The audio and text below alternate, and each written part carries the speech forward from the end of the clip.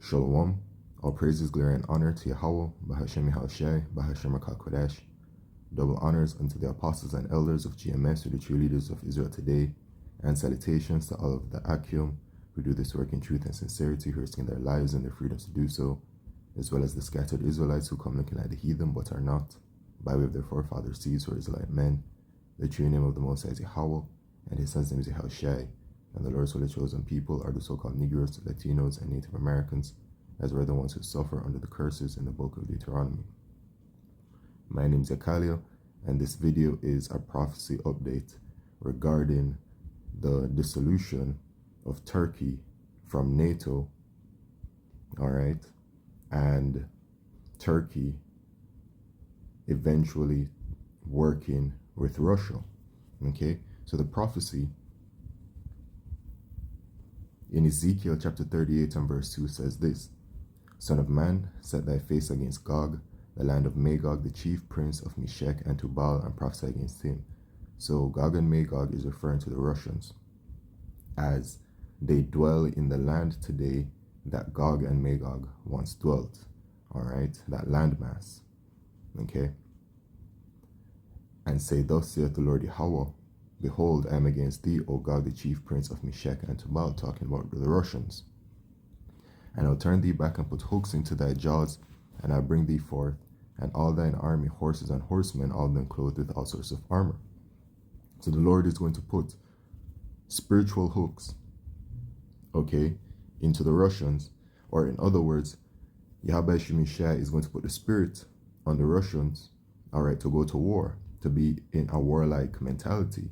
And you can literally see that happening right now, where Russia has retaliated, right, against Ukraine after Ukraine shot missiles at them. So that's a story that will continue to escalate, all right, because World War III is a part of Bible prophecy, and Russia is a major player in that Bible prophecy. America is a major player.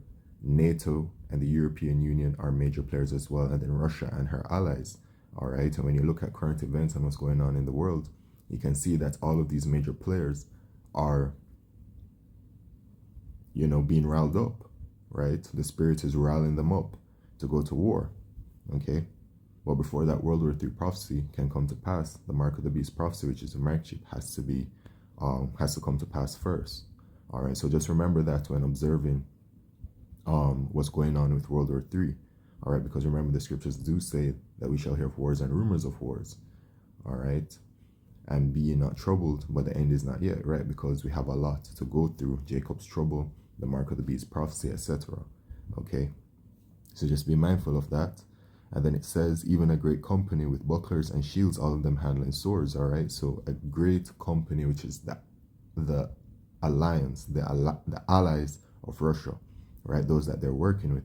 Persia, which is Iran, right? Ethiopia and Libya, who are African nations, so-called, right? With them, all of them with shields and helmets. And when you know, if you take a look at the relations between Russia and Iran, well, you already know what that is. That's pretty much out there. But also, Russia has, you know, strength with the so-called African nations, all right? They've gone over there and they've done all kinds of talks and whatever else. And then when you take a look at Russia and BRICS, BRICS, you can see all of them that are aligned together, right? So all of them with shield and helmet. Gomer and all his bands, the house of Togarmah of the north quarters, and all his bands, and many people with thee. Be thou prepared, and prepare for thyself, thou and all thy company that are assembled unto thee, and be thou a guard unto them. So Russia is a guard unto its allies, all right? And you can see what has happened recently, that Russia isn't afraid to retaliate, right? And they've also recently changed their nuclear doctrine as well to further enhance that they are not afraid to retaliate. Okay, so they're guard unto their allies. But this part in Ezekiel 38 and verse 6 is the main topic at hand, where it says, Gomer and all his bands, the house of Togarmah of the north quarters, and all his bands, and many people with thee. All right, so this is talking about Turkey, and similar to Gog and Magog, the situation with Russia, when you look at the biblical map, the Bible map, you'll see that Turkey now dwells in that place. Okay? Spoken about in Ezekiel 38 and verse 6.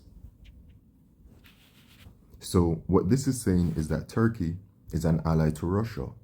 And so when you look at what's going on in the world right now, you will see that Turkey is actually allied with NATO. It's a part of NATO.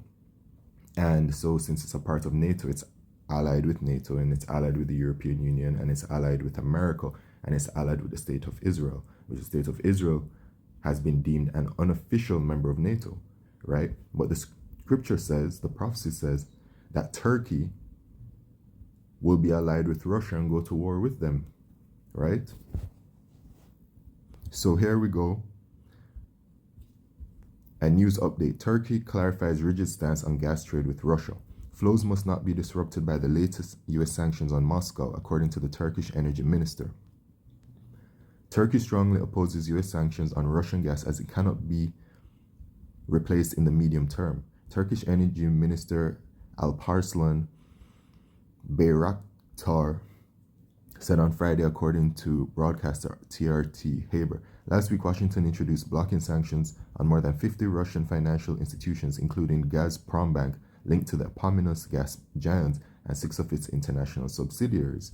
The measure has cut off Russia's primary bank for energy-related transactions from the SWIFT interbank messaging system, right? And the SWIFT works with the US dollar, and the opposing nations have been trying to create their own type of SWIFT system that is not on the US dollar.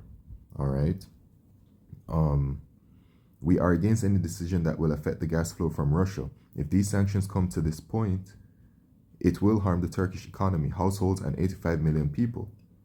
The minister emphasized that Turkey is the 4th largest gas market in Europe and that Russia is one of the nation's key gas suppliers. Bayraktar also said that the issue is currently being addressed by the country's finance and foreign affairs ministries. Bayraktar also expressed hope that the 5-year transit contract for gas pipeline supply from Russia to Europe via Ukraine, which expires on December 31st, will be extended. Ukraine has said that it has no plans to prolong the deal. If the flow stops, the EU could potentially lose up to 5% of its total annual consumption. The extension of the agreement will have a positive impact on the prices of the gas market. In this case, Turkey is ready to do whatever is necessary, but I think that the agreement will be extended, he said, stressing that issue of payments via Gazprom Bank is vital for the EU as well. Earlier this week, media reports emerged that Ankara was in talks with Washington to secure a Russia sanctions waiver that would allow Turkey to continue paying for imports of gas from Russia. Bloomberg cited Bayraktar as saying that the latest sanctions may amount to something very big for his country if no exemption is made. Although a NATO member, Ankara has not implemented sanctions against Russia and has maintained relations with both Moscow and Kyiv. Last year, Russian supplies to Turkey amounted to around 45% of the country's gas imports, right? So this is Bible prophecy, right? You're seeing the dissolution, right, of Turkey from NATO, the EU, America, right? And this isn't the first thing that has happened.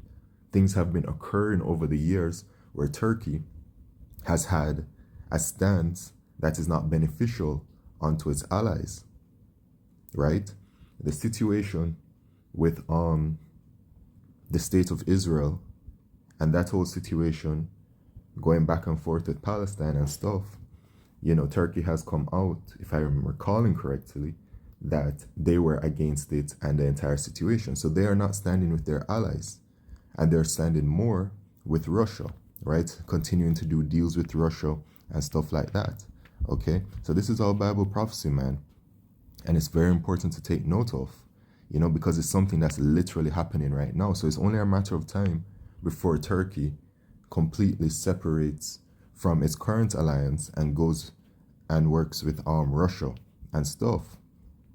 Okay, so in Revelation chapter 17 and verse 16, right? Because it's all going to come to this.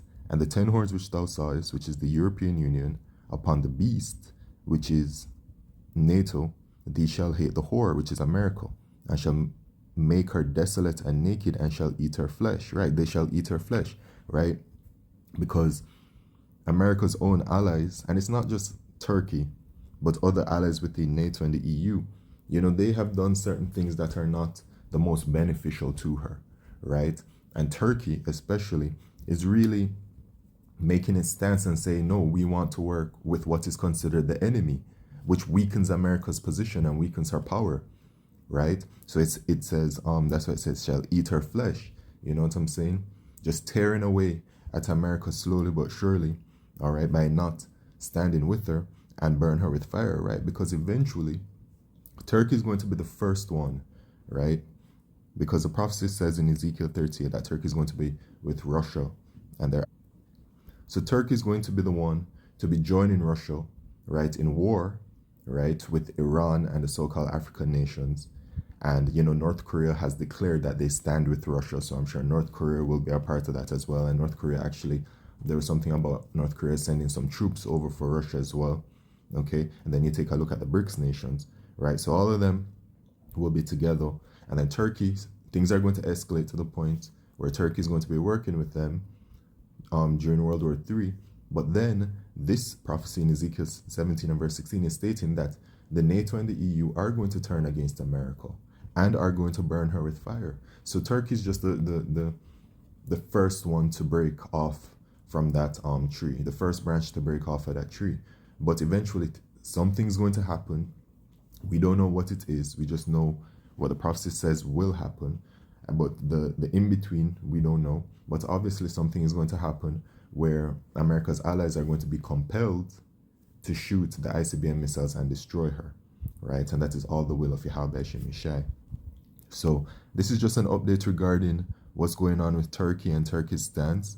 And yeah, man, with that, all praises, glory, and honor to Yahweh Shemishai, Bashim Kakodesh, Shalom.